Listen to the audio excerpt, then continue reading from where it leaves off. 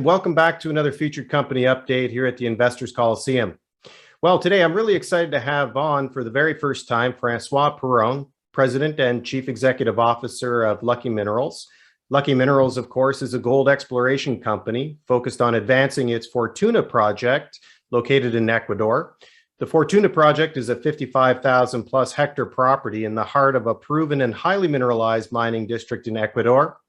With over $2 billion US invested into the construction of new gold mines in Ecuador, it seems to me that this is a lucky time for Lucky Minerals. And Francois, thank you so much for being here. We really appreciate it. Just wonder if you can maybe talk to subscribers and investors who haven't caught up with the Lucky Minerals story yet. Maybe you could tell us a little bit about yourself and a little bit of background on Lucky Minerals. Thanks very much, Chris. Pleasure to be here on the Investors Coliseum. It's nice to meet new people, and I'm really happy about the opportunity that's unfolding at Lucky Minerals. My name's Francois. I'm CEO here. Been here for about 12 months, and very excited about the opportunity that's unfolding at Lucky. Just to start, my background, mostly financial, but I've been involved in the junior mining space for the last 10, 15 years. Before that, I was a fund manager for a couple of years. I was also on the sell side. So I'm financial market savvy, but also a lot of hands-on work inside the mining space. What's really interesting about Lucky is that it was a concept, a huge land package in Ecuador, and 550 square kilometers. We've been working at it, and I think that the pace of work has accelerated. We got boots on the ground, and this year is a very important moment in the story of the company, because the story is moving from being a concept, oh, we're in Ecuador, we're going to find something, to actually we've made a discovery. It's called Wayka, and it's gold at surface, and it's a strong system. We just released yesterday 61 meters of 1.67 grams. That's a huge intercept. It's in a trench, but the trench is done systematically, which is the equivalent of a horizontal drill hole. So it's a very powerful number, and it's not the only trench we're up to trench number 15. A lot of them carry mineralization. We have a discovery. Right now, I'm calling it a two-dimensional discovery. The next step that we have to do is drill the system. So we're going to be drilling in January. We're funded to drill. And right now, we're just mobilizing the last pieces of it that we need for that. Core shack, saw, stuff like that. Team is already assembled, and we're ready to go. So it's like it's about to get very exciting as I convert this 2D discovery into 3 dimensions. So, Francois, I guess another big question is how well has mining been received by residents and state officials throughout Ecuador? It seems to me that a lot of money and a lot of time has gone into building infrastructure to implement more and more mining projects. So I think it might be safe to assume that this is being well received, but maybe you can give us your take on it, Francois. That's a very good question. And it's like the first time I've operated in many different companies, first time I'm in Latin America. I asked myself the same question. And I can point to 2 things.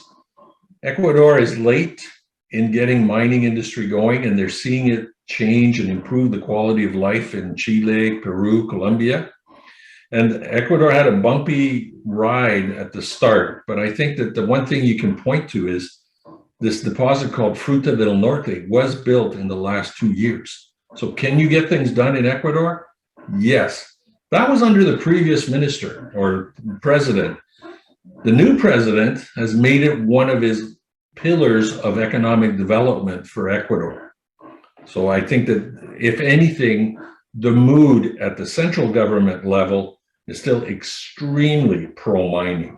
Okay, what we're going to see in the next couple of months is how that translates on a regional level.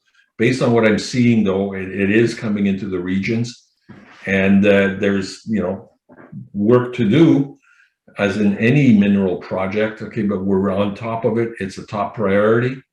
Everywhere in the world, I've operated mostly in Canada, but even in Canada, you have to reach out to the communities. This is the 21st century.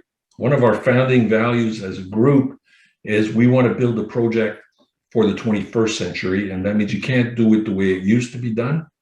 We're involving the communities from day one, and we're building people, and we're finding a lot of people for development, and so it's going well in that respect.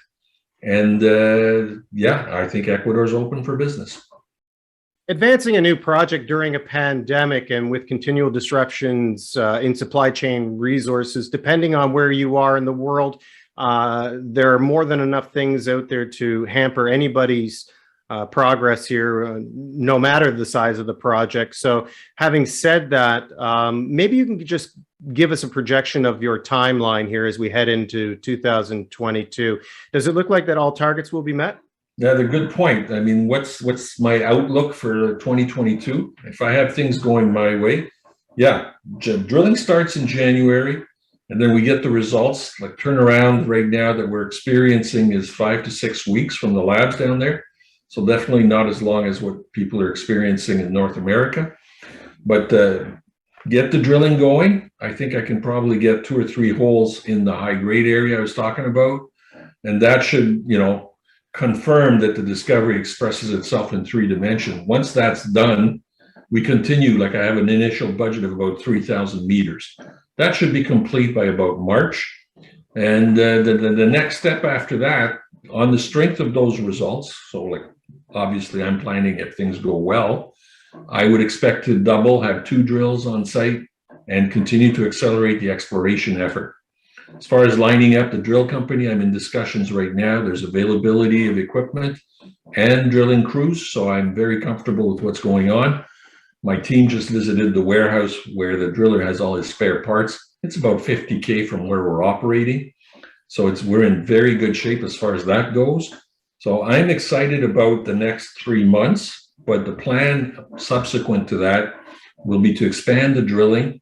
I have a lot of different targets and I'll have a better idea of those. I'm doing the targeting in December. So by then I'll have probably 6 target areas identified. And then later in the year, once we've got the drilling really stabilized and amping up, the Wayka deposit or discovery is still open in 3 directions. I got to get people out in the ground and expanding the edges of this system to the north, to the east, to the south. We don't know how big this is yet. I do know it's well mineralized where I am, but I haven't pushed to the edges of it. So there'll be prospecting work. If I get the drilling going and I'm up to about 2 drills, 10,000 meters, I have 2 other prospects in the package. One of them I've exposed 20 meters of 0.38 grams at surface. Of course, I'm going to follow that up. It's just what I have at Wayka is so powerful and so strong. I have to put 100% of the first 3,000 meters into it. After that, yeah, I will start to develop an exploration pipeline. I have a huge land package. So we'll have prospecting that will feed early drilling, that will feed resource drilling. But I think that, Wayka is about to transition from discovery to going to resource drilling, but it's still very early days. But I have the deposit at surface, so I know I'm starting into something. I don't have to find it. I got it. I just have to drill it.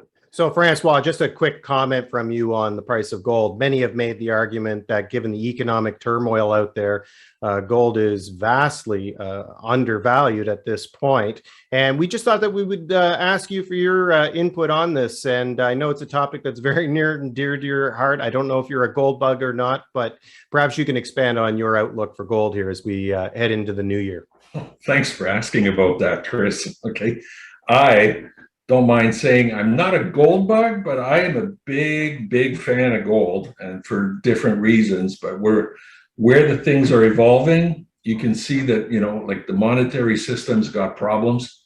The solutions we're finding are very creative, and that's cool. It'll work. I know how it ends. I'd like to be in the gold business when that happens. I'm doing everything I can to be in the gold business. I am in the gold business. I think gold has a big future because of that. Okay. And it's like, is it a hedge against inflation? It's a hedge against the financial system. And we know we're in fiat currency and we know we're going to have problems. Go to Venezuela and ask them how they feel about having gold instead of currency. And if you think we're that different, look at the deficits like the major economies are running. I think that people are like, we're able to kick the ball down the road. And that's going to work for a while. It's been working in Japan for 10 years, but there's at one point it's going to come in. And I mean, This is not something that happens once every 5 years. It happens once every 30 to 60 years, but it's been going on for 60 years. So it's like, I think it's a good insurance to be in that part of the business. If you think it's only about one thing about portfolios that I know is nobody knows everything. So it's okay to be diversified. And I think gold has a very, very, very legitimate place in that. Exploration as part of that, I think it's just part of me. For me, it's the fun of value creation and discovery. But yeah, definitely gold has a role to play. I don't know when it's going to make a huge difference, but that event is out there. So I think that that's important that people be mindful of it. And gold's been performing quite well over the last 3 years. So it's like it has nothing to be envious about. And I mean, we'll see the next 3 years if the market can be continuing to do records. I think gold will do records. So I'm where I think I should be. Well, Francois, thanks so much for being here. We really appreciate you taking some time out of your busy schedule to talk to us. And it looks like we're going to have you back here many more times going forward with some very positive results and great things to come. Thanks again, Francois.